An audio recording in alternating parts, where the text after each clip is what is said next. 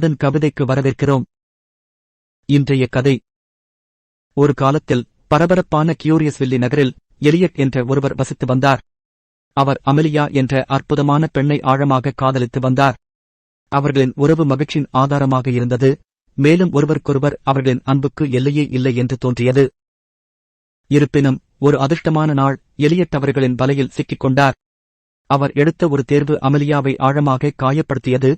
இல்லையெனில் அவர்களின் இணக்கமான தொடர்பின் மீது ஒரு நிழலை ஏற்படுத்தியது.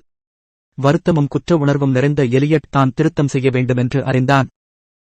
அவரது செயல்களின் விளைவுகளை எதிர்கொள்ளும் தைரியத்தை வரவழைத்து எலியட் அமெலியாவை அணுகி தனது மனமார்ந்த மன்னிப்பு கோரினார். அவருக்கு ஆச்சரியமாக உடனடி மன்னிப்புக்கு பதிலாக அமெலியாவின் கோபத்தின் அலையை அவர் சந்தித்தார். அவனுடைய செயல்களால் தான் எவ்வளவு ஆழமாக காயப்பட்டாள் என்பதை அவள் வெளிப்படுத்தினாள். மேலும் அவை ஏற்படுத்திய குறிப்பிடத்தக்க விளைவுகளை வலியுறுத்தினாள். ஆரம்பத்தில் அவளுடைய வலுவான எதிர்வினையால் அதிர்ச்சியடைந்த எலியட் அமெலியாவின் கோபத்தைப் பற்றி சிந்திக்கத் தொடங்கினார்.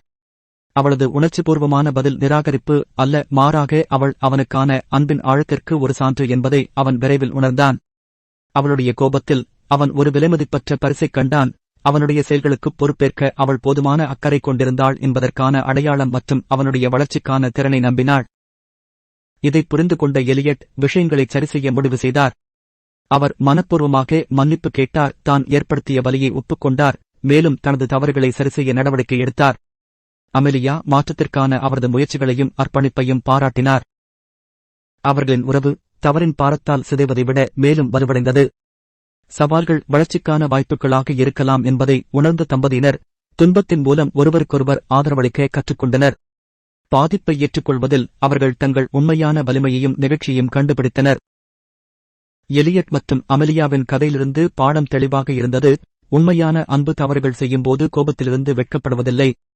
மாறாக அது அந்த உணர்ச்சியை நேர்மறையான மாற்றத்திற்கான ஊக்கியாக பயன்படுத்துகிறது.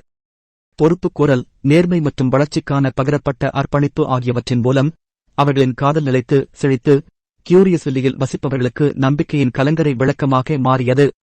எனவே எலியட் மற்றும் அமெலியாவின் கதை ஒரு நேசத்துக்குரிய உவமையாக மாறியது. உண்மையான காதல் என்பது நல்ல நேரங்களைப் பற்றியது மட்டுமல்ல, சவால்களை தைரியத்துடனும் கருணையுடனும் வழிநடத்துவது என்பதை அனைவருக்கும் நினைவூட்டுகிறது. பார்த்ததற்கு நன்றி. தயவுசெய்து எங்கள் சேனலை குழு சேரவும்.